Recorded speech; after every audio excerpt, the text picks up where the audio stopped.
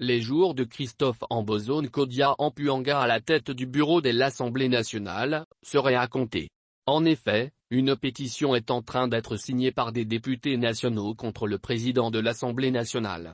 Le député Papi Nyango, un des signataires de cette pétition, affirme qu'elle aurait déjà récolté 136 signatures.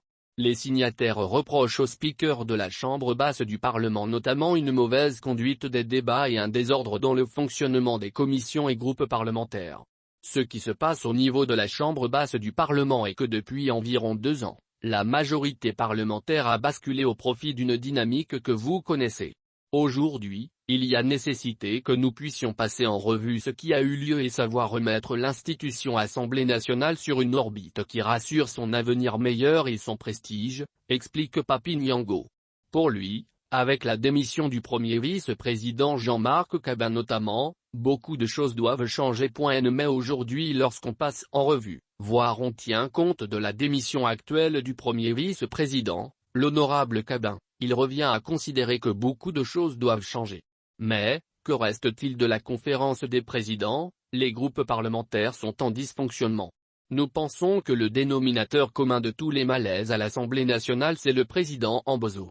Je n'ai pas tort de dire que déchoir le président Ambozo du bureau de l'Assemblée nationale ou l'amener à démissionner serait un salut pour notre institution, a ajouté M.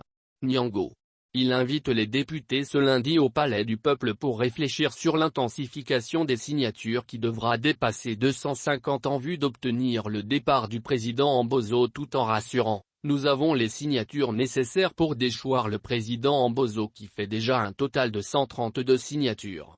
Pour rappel, durant les vacances parlementaires, une autre pétition a été initiée contre le bureau Ambozo.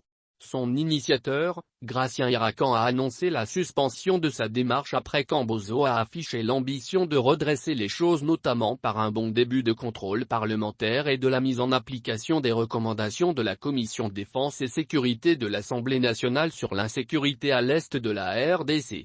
Lire aussi, Assemblée nationale, les dérives suicidaires d'un président nommé Christophe Ambozo.